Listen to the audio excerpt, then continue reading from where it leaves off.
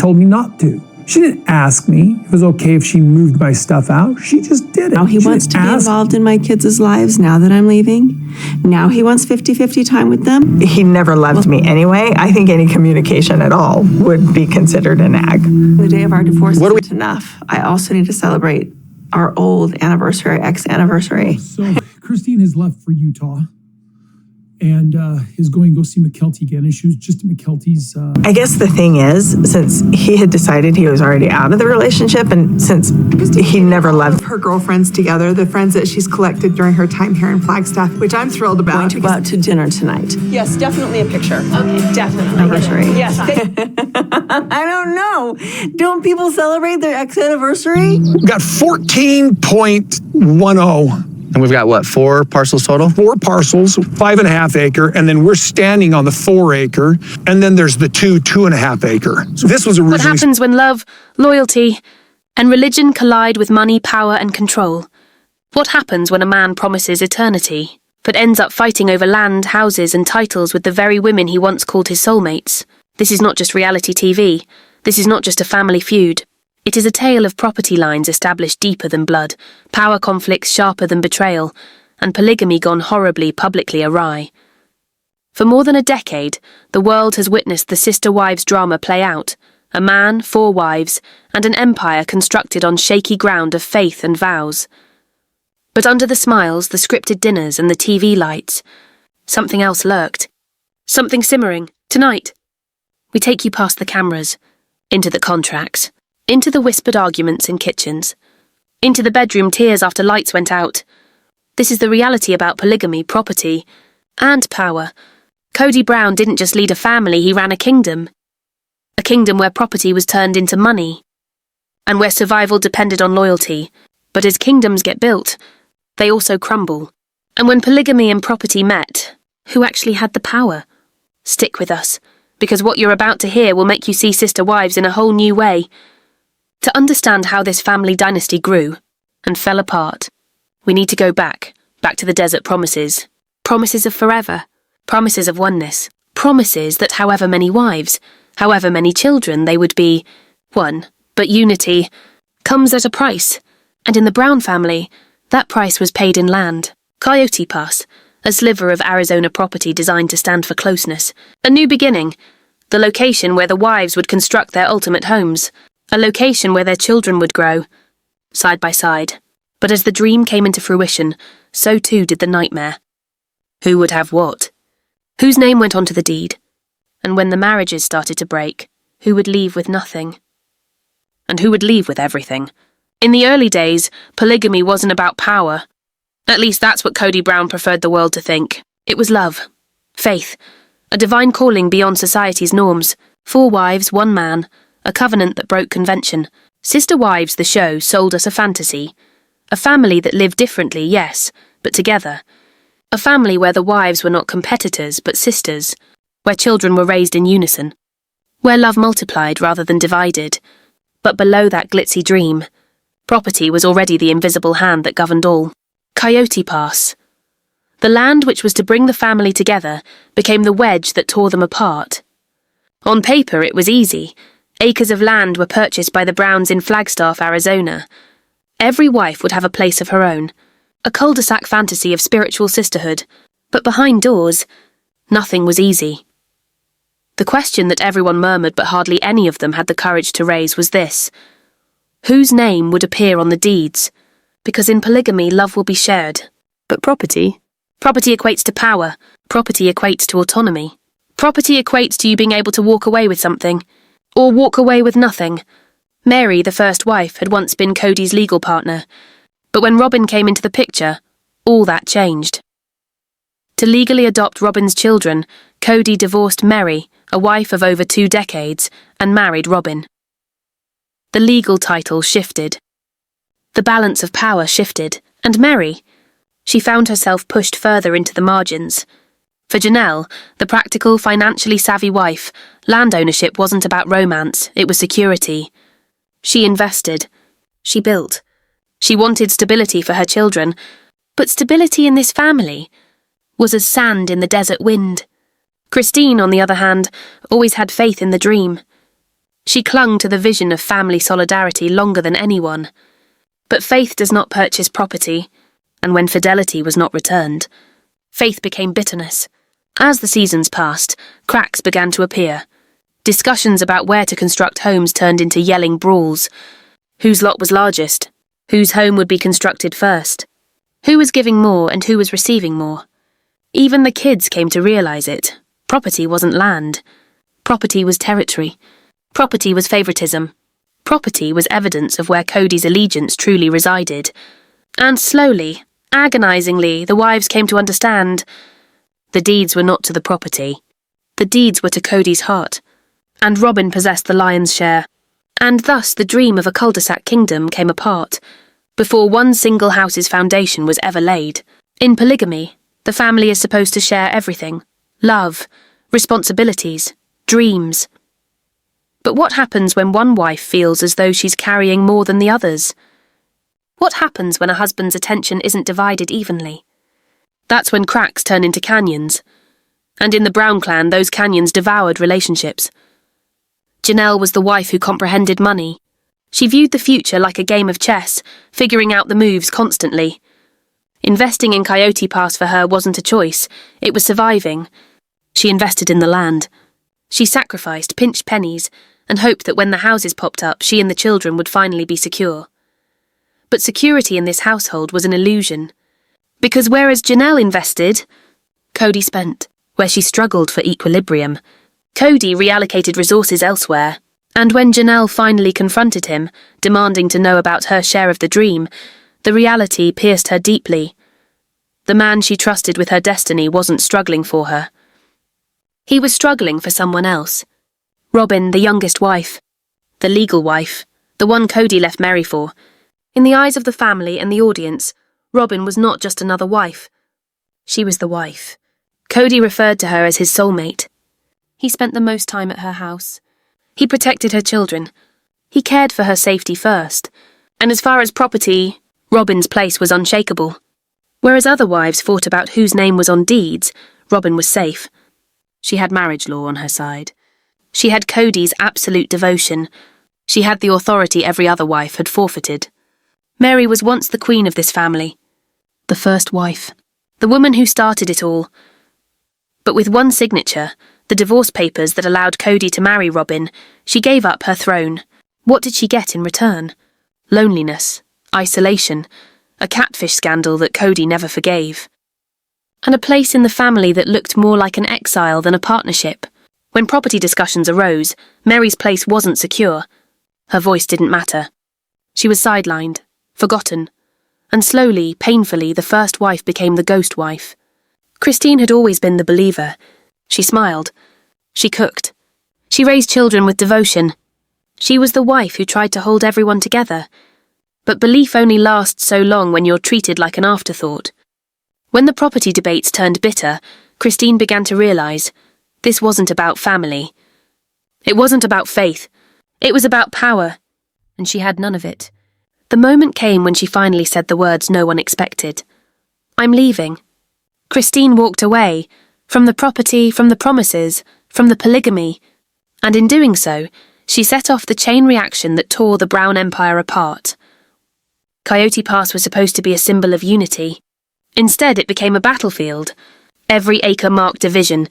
Each unbuilt house rang with betrayal. Each transaction murmured the truth the Browns attempted to conceal, that within this family, property was power. And without power, love could not endure. Kody Brown had always envisioned himself as the head of the family, the leader, the one who was ordained to guide his wives and his children under the banner of faith. But power is tenuous.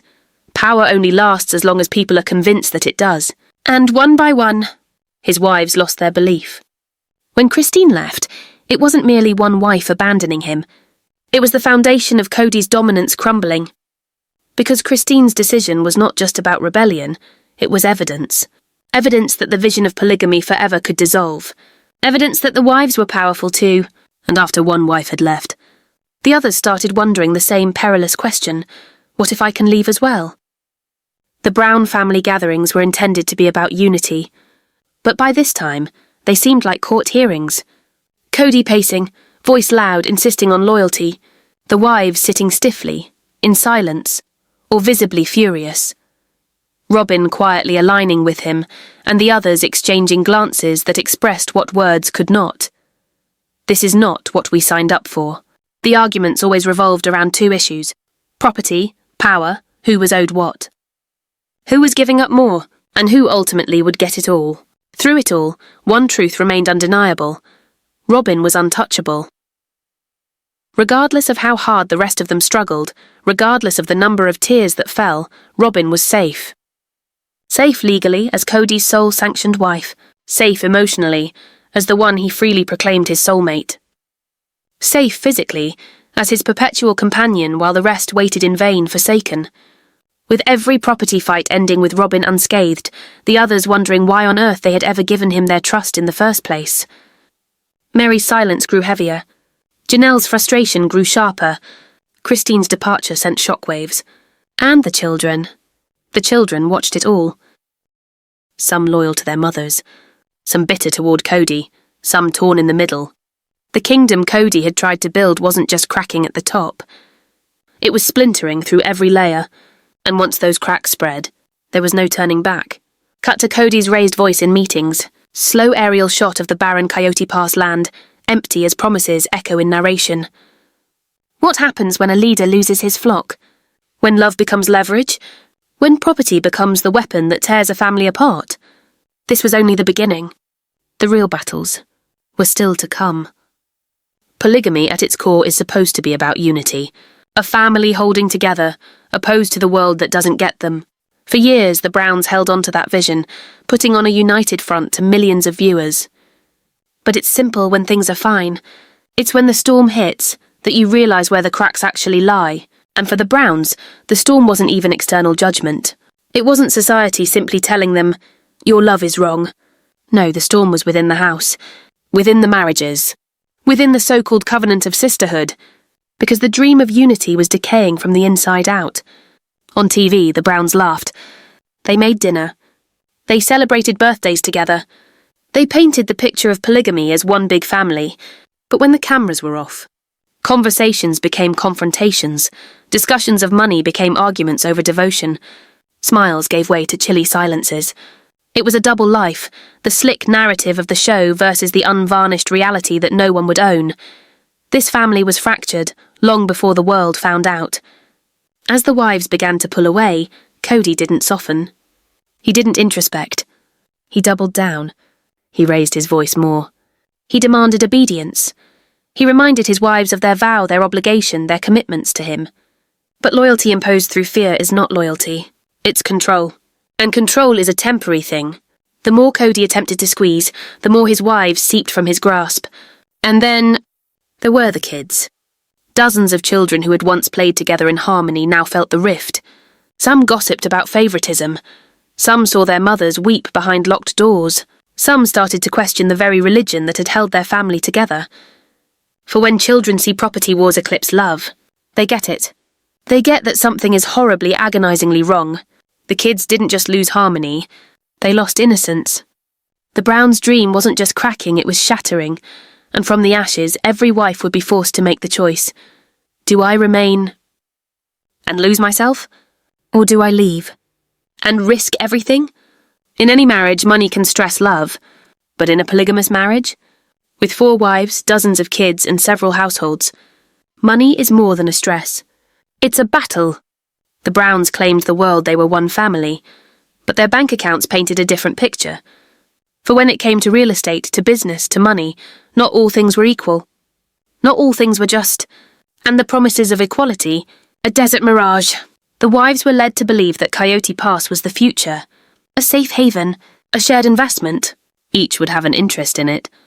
Each would get a house built. Each would have a stake in the empire. But as the years dragged on, no houses rose. No homes were built. The land sat empty, while the wives continued pouring money into a dream that seemed more like a scheme. And when questions came, where is our money going? Who really owns what? Cody's answers only made the cracks wider. Because rather than clarity, there was secrecy. Rather than unity, there was suspicion. Meri invested, but had no house to show for it. Janelle invested her savings in the land and yet felt as though her security was being pulled away from her. Christine believed in the process until the well of trust ran dry. And Robyn's house was constructed. Robyn's children were secure. Robyn's future safe. The others came to see this wasn't equality. This wasn't equal sacrifice. This was favoritism. And favoritism within a marriage is poison. The family wasn't just stretched thin, they were drowning. Mortgages piled up. Business ventures didn't work out. Bills accumulated.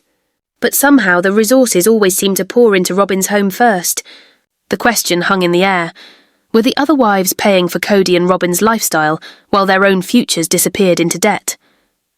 The wives started to regard each other differently. Not as sisters. Not as allies, but as rivals. Each dollar spent. Each parcel of land staked. Each choice Cody made on Robyn's behalf was another reminder that equality was a falsehood in this family. Distrust burgeoned like a wildfire, and once trust is destroyed, marriage, polygamous or not, cannot endure. The Brown Empire wasn't built on love. It wasn't even constructed on faith. It was constructed on money, and money, misplaced and mismanaged, will always topple what love alone cannot. In the beginning, Kody Brown was the charming dreamer, the golden-haired man, the laugh that was contagious, the father who longed for nothing more than to show the world that polygamy wasn't strange, it was beautiful. But as years went by, the charm disappeared. The laughter became bitter, and the dreamer changed into a tyrant. For when a man senses his domain fleeing him, he will do anything to keep it. And love for Cody was no longer about partnership. It was about domination. Family meetings, once filled with laughter, became interrogations. Cody's voice louder, his demands harsher, his patience thinner. He blamed his wives for betrayal when they asked questions. He ordered obedience when they doubted. And when they wept, he called them rebellious. Love in the Brown home became conditional. Obey me, or lose me. Follow me, or be left behind. It was no longer a marriage. It was a monarchy. And when love turns into a dictatorship, the heart responds in one way, withdrawal. Meri quit trying. Janelle became icier, more corporate, addressing Cody as a business partner in a failing firm, not as a husband. Christine smiled less, her eyes weighed down with secrets she could not tell. And even Robyn, though shielded, bore the brunt of being Cody's pet, disliked by the others, trapped in her own gold-plated cage.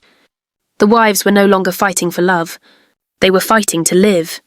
Emotional survival. Cody saw it, he felt it. The distance. The detachment.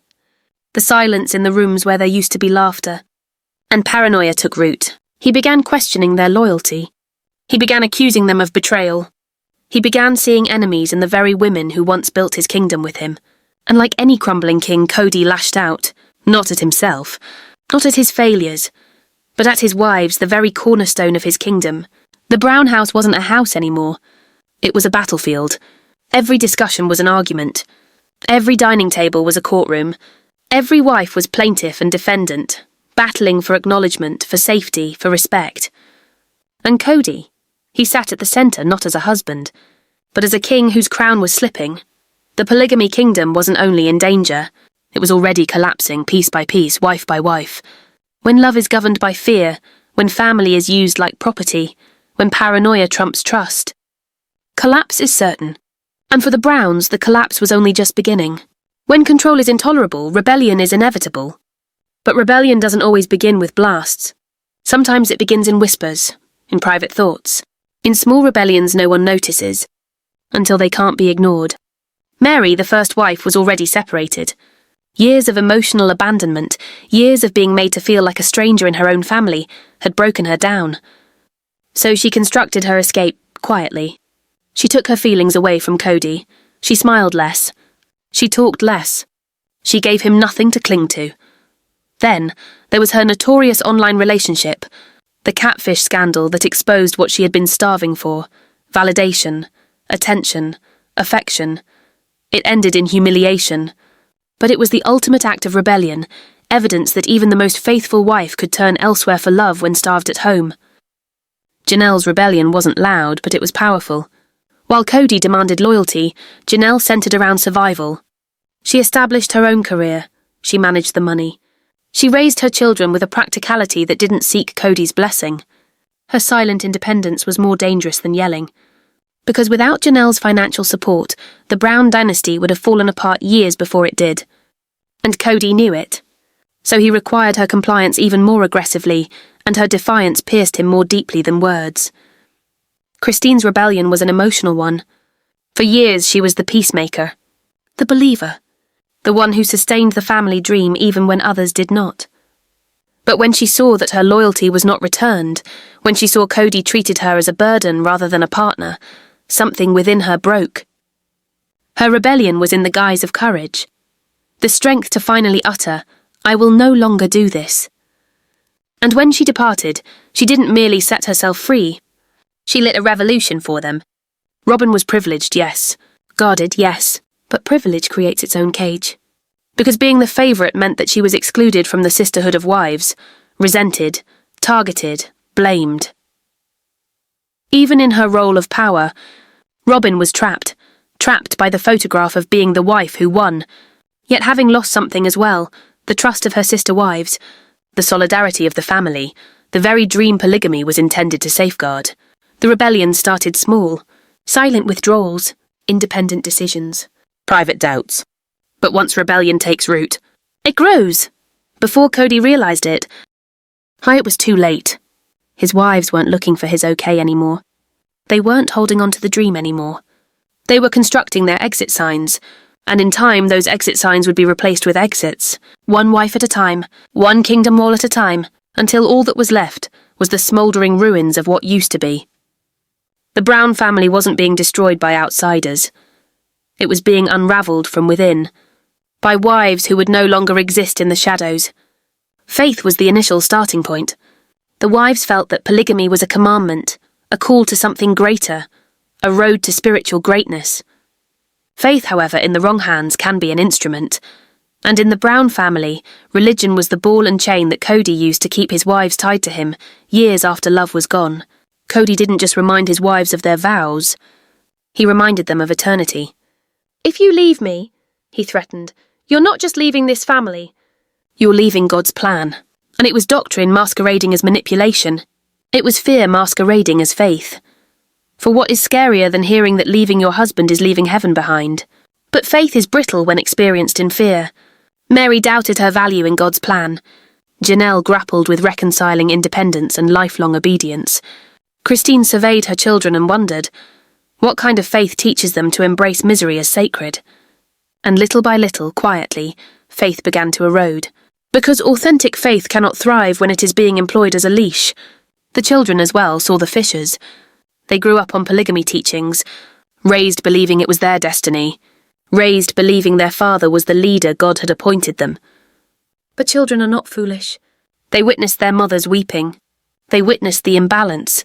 They had seen favoritism, and many of them had come to reject the very religion that they were born into. For them, polygamy wasn't sacred. It was painful. It wasn't a promise of heaven. It was a promise of hurt. Cody thought faith would hold them. He thought the fear of God would keep them bound. But when faith crumbles, it explodes. And all the sermons, all the scripture, all the fear couldn't prevent the wives from coming face to face with a hard reality. Faith can promise immortality. But it won't mend betrayal. It won't substitute love. And it won't construct a family already on the brink of collapse. The Brown family's covenant wasn't written in the stars. It was penned in control, in fear, in lines drawn on empty desert land. And no religion could keep a kingdom from disintegrating that was already crumbling into dust. When love is lost, bitterness moves in. And for Kody Brown, bitterness was the oxygen he inhaled. The formerly charming husband, the dreamer who wooed 4 women to join him in a life of faith and family, was now a man whomished. Each word he uttered oozed bitterness. Each look at his wives was loaded with ire. The polygamist king had turned into the resentful lord of a decaying kingdom. Cody's bitterness wasn't secret. It wasn't locked away behind the doors of his house. The world witnessed it, on confessionals, on interviews, on family gatherings that aired for millions. He snapped at his wives. He ridiculed their emotions. He trivialized their sacrifices. And the more he ranted, the more it was obvious. This wasn't a man of unity anymore. This was a man of division. Cody started rewriting history. Meri was no longer his first love. She was a mistake he regretted. Janelle was no longer his partner. She was ungrateful, disloyal. Christine, who was once the heart of the family, now portrayed as selfish, dramatic, a quitter.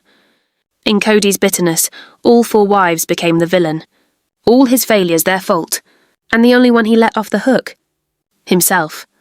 Bitterness is heavy. It consumes. It poisons. And as Cody's anger intensified, the wives bore the weight.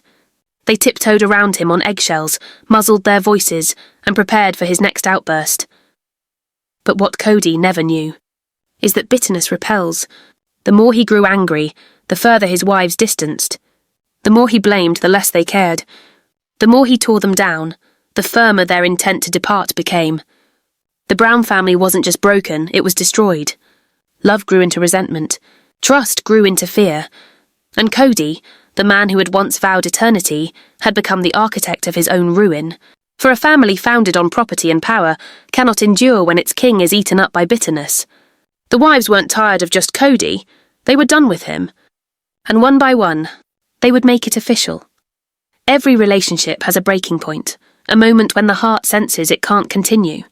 For the Brown wives, those arrived in various forms at various times. But each of them was the end of love and the beginning of escape. Meri had been the first, the foundation, the legal wife. But after decades of fidelity, she vanished. Her breaking point was a quiet one. Not in a tussle, not in a public spectacle, but in the cold, detached words of the man she loved. Cody confessed to no longer feeling romantic feelings for her. He no longer desired to be intimate with her. He no longer regarded her as his wife. Meri remained legally married in spirit, but left behind in love. Her breaking point was that she realized she was nothing but a figure in a family where she had previously been the queen. Janelle was practical. She wasn't romantic, but partnership-driven. She stuck around for the children, the money, the stability. But her breaking point was when Cody turned around and broke her loyalty. He insisted that she choose between her kids and him. He charged her with disloyalty, failure to stand by him, when in fact she had borne the weight of the family for years. The betrayal was more than money, more than property. It was the betrayal of trust. And Janelle knew a marriage without trust is no marriage. Christine's heart had always been tied to her children. She could handle loneliness, she could handle rejection, but she could not handle seeing her children treated like less. Her limit was when she saw the favoritism, when she saw her children being neglected, while Robyn's children got the best of their father's time, energy and resources. Christine loved her children more than she loved Cody, and in that moment, her belief in polygamy crumbled. She picked freedom. She picked her children. She picked herself. Robyn, even though privileged, was imprisoned in a different way. Her breaking point wasn't about leaving, but about finding herself with an empty victory. She had Cody's loyalty, sure, but what was the price? She became the face of division, the wedge, the wife who stood by the king of a broken kingdom. Her breaking point wasn't that she walked away. It was when she realized she had gained a man, but lost a family. The breaking points came like falling dominoes. Meri, invisible. Janelle, betrayed. Christine, resolved. Robyn, caged. And in combination, they showed the truth. This was no longer a family. It was an illusion, a kingdom that had broken down from within. And no amount of property, no amount of power, no matter how much faith, could restore what was lost. The wives had reached their breaking points, and once a heart breaks, it cannot be mended. Children are supposed to inherit the dreams of their parents. But in the Brown family, the children didn't inherit a dream, they inherited a nightmare. Raised in the shadow of polygamy, they were told it was holy, that it was the way to heaven, that their father was the leader of a holy covenant. But what they witnessed at home was not that story, a story of tears, a story of partiality, a story of failed promises, and gradually, the children started defying. It started quietly. Teens refusing to go to family gatherings, daughters wondering why their mothers cried in secret, sons who could not abide a father who expected loyalty but gave none. What was once considered destiny, to practice polygamy themselves one day, now felt like a curse. Their parents' faith was breaking down before their very eyes, and the children did not want to be a part of it. The cracks weren't just between Cody and his wives. They were between Cody and his children. Others took the side of their mothers, bucking their father's rage and bias. Others kept their distance altogether, opting to create lives far removed from the cameras, far removed from polygamy. The boundaries of allegiance were no longer drawn by religion, but by love. And the children could see, love emanated from their mothers, and not from Cody's spiteful throne. Perhaps the greatest defiance of all was this: the majority of the Brown children spurned polygamy altogether. They observed their father's existence, their mother's tears, the breaks within their so-called forever family. And they refused. Refused multiple wives.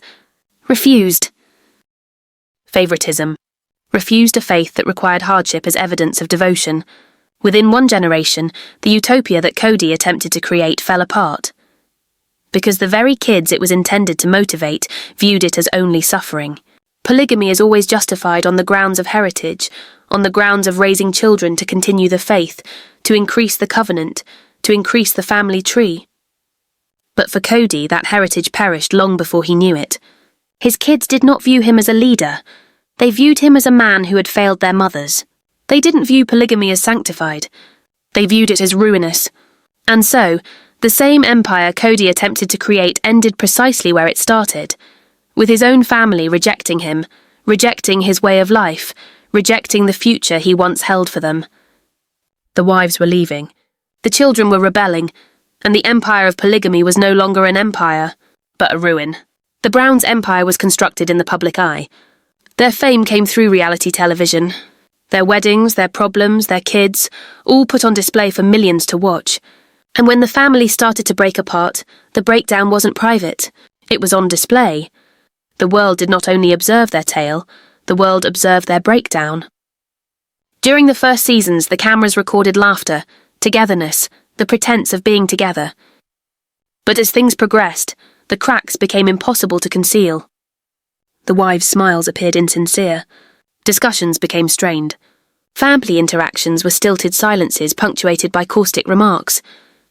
What was previously sold as a love multiplies story was now a slow-motion implosion, televised for the world to dissect. Fans started taking sides. Some felt bad for the wives, sad for Meri, rooting for Christine, clapping for Janelle's courage. Others admonished Cody, terming him controlling, manipulative, oblivious to the pain he inflicted. And some defended Robyn, or faulted her for being the wedge that cleaved the family. The Browns were not a family anymore. They were a battlefield for public perception. The media jumped on it. Sister wives divorce. Christine leaves Cody? The polygamy experiment in shambles. Tabloids devoured every detail. Interviews dissected every utterance. Social media made every argument go viral, every tear a meme, every explosion evidence of what fans had long suspected. The Browns weren't living a dream. They were living a nightmare. And as the family fell apart, so did Cody's reputation. The quaint patriarch who had once captivated television audiences was now being portrayed as a tyrant, bitter and broken. His own words, laced with rage and accusation, were used against him as evidence. Instead of inspiring belief in polygamy, he became the warning, the symbol of why it doesn't work. And the more he yelled as he fought to protest his innocence, the more the world against him grew. Reality TV had made the Browns famous, but it also ruined them, because when you live your life on camera, every fissure becomes an abyss. Every fight becomes indelible. Every betrayal is etched forever, played and replayed for the world to dissect. And once the illusion of togetherness was lost, there was no return. Not for the family, not for the fans, not for Cody. The Brown family didn't lose each other. They lost their narrative. Something that was once narrated as a fantasy of unity had turned into the world's favourite cautionary tale. For years, the wives lived in silence. Their conflict kept hidden under smiles, their agony concealed behind the vows of faith and family. But when the fissures became too great to conceal, something amazing occurred. The wives previously held in chains by fear, loyalty, and obedience spoke out. And once their words were spoken, no one was able to quiet them again. Christine was the first to break the silence. As she turned and walked away, it wasn't an exit. It was a statement. She talked about loneliness, rejection, years of attempting to hold a marriage together that only she thought existed. Her voice was strong, steady, unbreakable. She wouldn't hide the truth anymore. Cody had failed her, and she wasn't going to pretend otherwise. Her statements shook to the core. Fans cheered. Other wives listened. And for the first time, Christine was not merely a wife. She was a leader. Janelle had always been practical, the quiet worker who kept the family afloat. But when Christine left, Janelle's resolve hardened. She began to speak openly, about money, about houses, about the disproportionate burdens she had borne for decades. Her calm voice carried weight. Her words cut through the lies. And Cody could no longer dismiss her as just the practical one. She was a woman with power, and she was no longer afraid to use it. Meri's voice was different. Quiet, hesitant, tinged with pain. She admitted the truth everyone already knew, that she and Cody were no longer truly married. That her love had been one-sided for years. That she had been living outside her family. Her truth was not loud, but it was crushing, because it exposed the harsh truth. The first wife, the anchor of the family, had been thrown away like nothing. And by speaking the words, she took away the final veil of illusion. Even Robyn, the special wife, found herself talking more. She stood up for Cody, yes, but in the process revealed her desperation. Her words spoke of loneliness, the winner wife, but only by losing sisterhood, respect, and family cohesion. Robyn's voice betrayed her own prison, a marriage that had kept her safe but isolated. The wives' voices were more powerful than any sermon, any property deed, any of Cody's bitter outbursts. Because truth cuts deeper than control. Truth dismantles illusions. Truth cannot be silenced once spoken, and as each wife spoke, the foundation of the Brown family collapsed further. Cody no longer controlled the narrative. The wives did. The wives had found their voices, and their voices would echo louder than Cody's bitterness ever could. For decades, Kody Brown stood as the head of his family, the leader, the voice of command, the husband whose word was law. But command is not eternal. It only prevails when others accept it. And the wives one by one ceased to accept. Cody lost their love he lost their respect, and with it his control. As the wives spoke out, Cody fought back harder. He demanded loyalty. He demanded obedience. He insisted that they fall back in formation, that they recall their vows, that they adhere to him as their chief. But the more he bellowed, the more his control eroded. Because genuine authority isn't coerced, it's acquired. And Cody had squandered years of using his authority like money, and exhausting it. The power dynamic had flipped. It was no longer 4 wives competing for one man. It was one man desperately holding on to 4 wives who no longer desired him. Christine had already left. Janelle was talking with fire in her tongue. Meri was tersely affirming what everyone already knew. And Robyn, though yet still standing beside him, was unable to stem the tidal wave of unhappiness. The wives no longer feared him. They felt sorry for him. What made Cody's breakdown even more vicious was this. It was done in public. All his tantrums, all his expectations of obedience, all his nasty confessions, all recorded on camera, all shown to millions. And the viewers, once fascinated by polygamy, now watched in shock as a man lost not only his wives but his honour. Cody tried to reclaim his dominance. He invoked faith. He appealed to tradition. He appealed to fear. But none of it succeeded. Because respect, lost once, cannot be regained through demands. And authority lost once cannot be regained on bitterness. Kody Brown, the man who had once been the monarch of 4 marriages, was now a king with no crown. A leader with no followers. A husband with no wives. The fall of authority was complete. But the actual breakdown, the ultimate disintegration, was yet to occur. Sometimes freedom isn't fireworks. Sometimes it's a quiet moment. I don't need this any longer. For Kody Brown's wives, that epiphany came slowly, agonizingly, but once it occurred, it could not be reversed. Because what started as loss became awakening. Christine was the first to walk into the light. For years she had been a wife, a mother, a believer.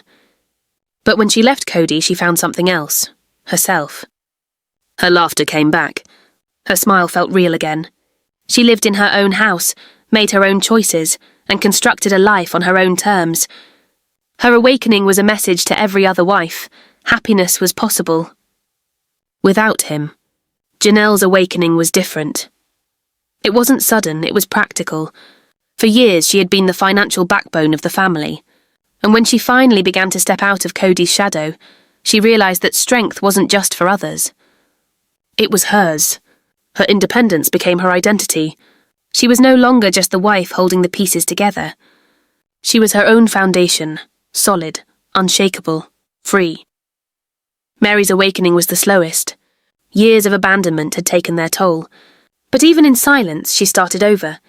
She invested her energy in business, in travel, in reconnecting with the world outside the family that had rejected her. Her awakening was not boisterous, but it was consistent. It was healing. And eventually, she too came to understand she didn't deserve crumbs of love. She deserved a whole life. Robyn's journey was more complicated. She was still Cody's wife, the last one standing, the so-called winner, but she found her awakening in loneliness. Because she had Cody but no longer had a family. The sisterhood was lost. The oneness destroyed. The dream was over. Her golden cage, yes, but a cage nonetheless. The awakenings of the wives were the nail in the coffin for Cody's empire. Because once a woman realises who she is, she can't turn back. Once she gets a taste of freedom, she can't go back to chains. Once she gets back on her feet, she can't get broken again. The awakening wasn't about walking away from Cody. It was about self-discovery. And that, they took away the foundation of polygamy in their household. The women had awakened, and nothing could put them back to sleep. The wives had awakened. The children had rebelled. The audience had chosen sides. And at the centre of it all was Kody Brown, once the confident patriarch, now a man unraveling before the eyes of the world. Cody had always thrived in the chaos of polygamy. He was the centre around which his wives and children orbited. But as each wife drew back, the orbit changed. The centre began to implode. And all of a sudden, the man who had once spoken of having control over everything was left with only silence. Solitude became his life, not encircled by wives, not surrounded by children. Only Robyn, the last to still believe in a dream that no longer was. Once, Cody's voice had been filled with charm, with persuasion, with vision. But now it was filled only with rage. His confidence was lost, replaced with shouting, with accusations, with bitterness that burned hotter than love ever had. He shouted at Christine for leaving, at Janelle for disobeying him, at Meri for being so brazen as to look for affection elsewhere. And all along, he portrayed himself as the victim, oblivious to the reality that his own hands had crafted this meltdown. Cody's meltdown wasn't kept secret. It was broadcast, passed, dissected. Every tantrum was played back on social media. Every acidulous remark spawned another headline. Every admission became evidence of his implosion. The man who used to desire to demonstrate to the world that polygamy was lovely had instead become the cautionary example of why it cannot work. In the end, Cody still had a throne, but it was empty. A throne constructed from real estate conflicts rather than love. A throne fought for using bitterness rather than respect. A throne taken up by a king who ruled over nothing but devastation. Since authority with no followers is hollow, love with no return is isolation, and polygamy without oneness is devastation. Kody Brown hadn't lost just his wives. He had lost himself. The cracks had turned into fractures. The fractures had turned into chasms, and now the Brown family empire teetered on the brink of complete destruction. This wasn't about property anymore. No longer about belief. No longer about image. This was of truth, unvarnished, painful, undeniable truth. The truth that polygamy had been a failure. The truth that love had faded. The truth that the dream had perished. Christine made the first decision. With her children around her and her pride intact, she walked away from Cody. She announced to the world that she wanted better, that her children deserved better, that polygamy was no longer her way. And in that moment, the empire fractured wide open. Janelle, the pragmatic backbone of the family, finally opted for freedom instead of frustration. Years of shouldering the burden, years of not being valued, gone. She walked away, leaving Cody's kingdom in disarray like never before. Meri, the first wife, the forgotten wife, spoke truth to power. She confessed that the marriage was on its deathbed, that she was a ghost in her own home, and in declaring it she liberated herself. Cody no longer owned her loyalty. He no longer owned her silence. The Queen had abandoned the castle. And there sat Robyn, the final wife, the so-called victor, but her reward was not victory. She was left alone with Cody, not in the company of family, not with unity, but with ruins. Her golden cage shone in sunlight, but it was still a cage. And her tears spoke the truth. To win Cody was to lose everything else. Kody Brown, once the self-assured patriarch, once the man who had vowed eternity, once the king of a family of 4 wives, now stood alone. The kids had revolted. The wives had defected. The dream had collapsed. His authority? Defied. His legacy? Spurned. His family? Dispersed. The king of polygamy had toppled, and his kingdom was reduced to ashes. The kingdom of polygamy was never meant to endure, and the rubble of the Brown family will remain forever, as a warning. And now I ask you, what do you think? Was Kody Brown a victim of circumstance? Or the architect of his own demise? Were the wives held captive by faith, or shattered by it? And is polygamy bound to fail? Or was it doomed from the beginning? Leave your theories in the comments. I want to hear every take, every spin, every truth you observe in this tale. And if you were hooked on this deep dive, don't stop here. Like and share that truth with more viewers. Subscribe, because this channel exposes the unseen cracks, the scandals, the betrayals the cameras can't conceal. Turn on all notifications so you never miss the next jaw-dropping breakdown. And share this video with a friend who still has faith in the fairy tale, because they need to see the reality behind the dream. This isn't the end of the story. It's only the beginning. Stay tuned. Stay curious. Stay watching.